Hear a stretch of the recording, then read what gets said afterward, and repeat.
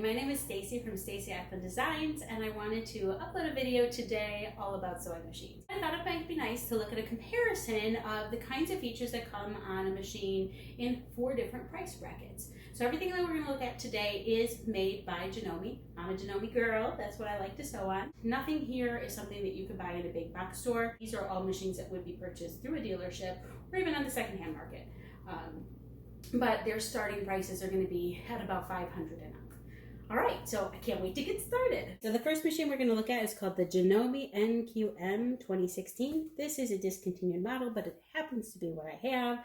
That's in that $500 range. Some of the features that this has that I think makes it a really nice, solid sewing machine is that we've got this nice wide plate with a great set of markings for lining things up.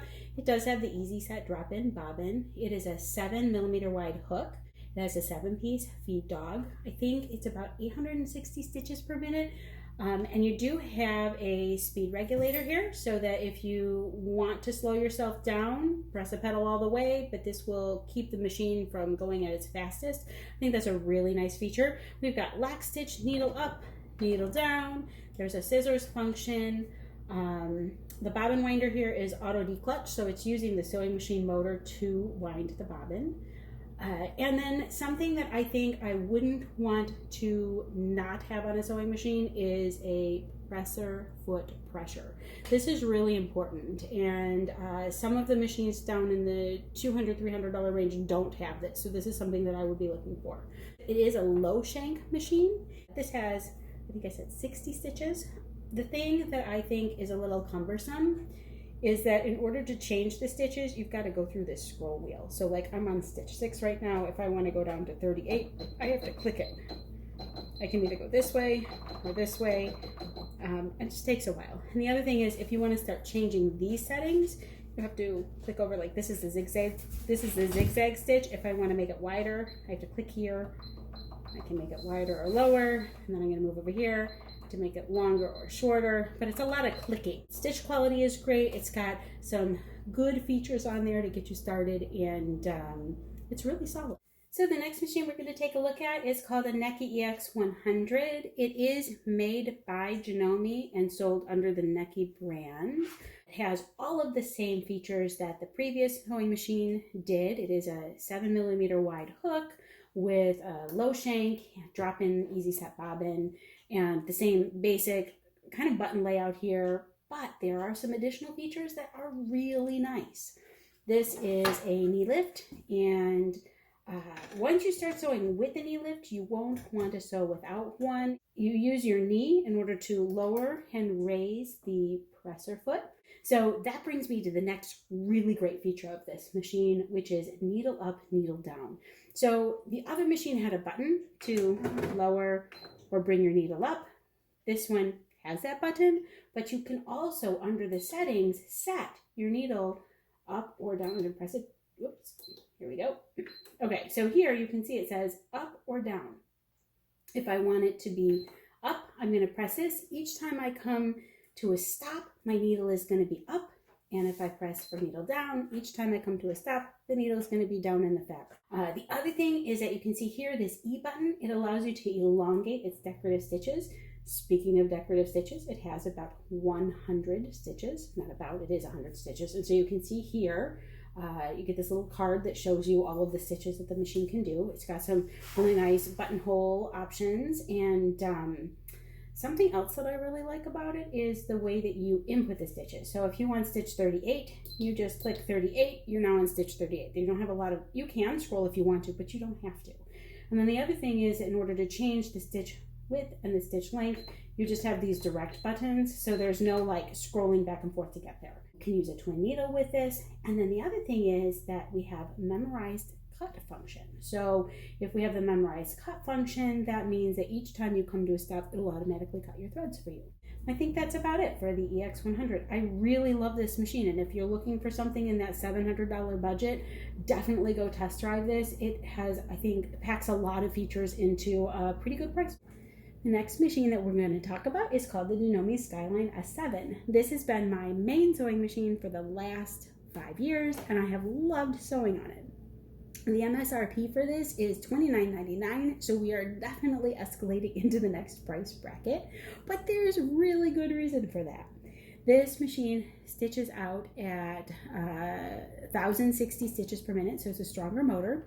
It is a 9mm wide hook. We also have a high shank machine. One of the really key differences is called the AccuFeed system. This is a phenomenal feed system. It is why I purchased the machine.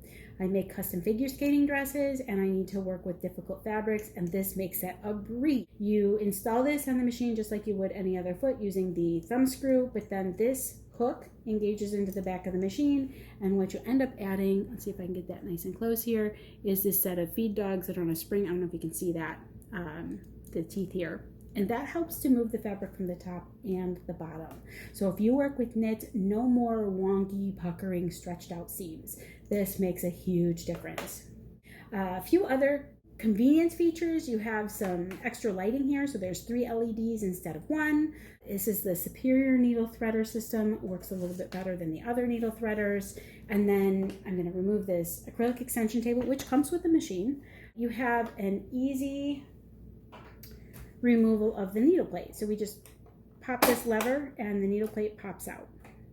This is currently what's on this is the zigzag needle plate, but it also comes with a straight stitch needle plate. So if you're doing some high-speed sewing or you're doing some very accurate piecing, then you can swap out, put that straight stitch needle plate in, and it improves the straight stitch. This machine has 240 stitches, and it includes a couple of alphabets, which are very nice to use. Also, you see here, there is a full color touchscreen. This gives you easy access to all of those stitches. I really like the way it's organized. So if we click this icon here, you can see that we can pick the category of stitches that we want to go to, and it's very easy to scroll through. When it comes to the stitches, you have some manipulation options. You can flip them, which is nice, and you can stack them together. So let's say I want to combine the hearts and the bows. Then when I stitch it out, it will alternate between those. We also have an ability to save our favorite stitch setting. So I'm going to go here. You can see I always use these settings for my zigzag. So we'll pull this window up. I have the ability to make my adjustments, and then I hit this little FS button, and that means that every time I select that stitch, my settings are going to come up instead of the machine's default settings. This little icon up here, this is the pivot function. So when we have this engaged, it means that each time we stop sewing, the needle is going to go down and this presser foot is going to come up and hover a little bit so that you can make your corner. And then when you start sewing, the presser foot automatically lowers again. This presser foot automatically lowers whenever you're sewing. So if you want to be able to use both hands to get something underneath of the needle just how you want it, you press that foot pedal, the presser foot will automatically lower for you. You don't have to reach back and click that lever. You can, the lever's here. You also have a knee lever, and there's a button. So lots of ways to lower and raise that presser foot. When we are sewing, look at that big wide foot pedal. This is super comfortable to use. I really appreciate this when I'm sewing for many hours at a time. And there are all sorts of other really great functions in here. I just don't have time to go over all of them in this video. Phenomenal machine. When you step up into those upper price range, you get a lot of things that you can do with the sewing machine. The last sewing machine that we're going to look at in this video is called the Janome Horizon Memory Craft 9400 QCP. It has all of the features of the Skyline S7 in a bigger body. So you can see there is a full 11 inches from the needle to the arm. Of course, we do have to pay for that extra space. The MSRP on this sewing machine is $4,999. So we are definitely in the top end of Janome's offerings. This extra space is so fantastic for when you are free motion quilting. There are some other things that this machine comes with. The HP plate, you can see it's labeled HP here, and there is a single hole off to the left. And so when we put the HP plate in, we use the HP foot. Here it is. It is a very small foot that uses only the feed dogs to the left, and so it makes for very accurate straight stitching. It is fantastic for piecing, but also because it's a small and narrow foot, and you can see one leg is shorter than the other, it's really great for going around curves. It does have the AccuFeed system. You can see here we have that wide twin holder. This is the narrow AccuFeed foot so that if you want to do more detailed work, we have the wide foot pedal, but there's an addition.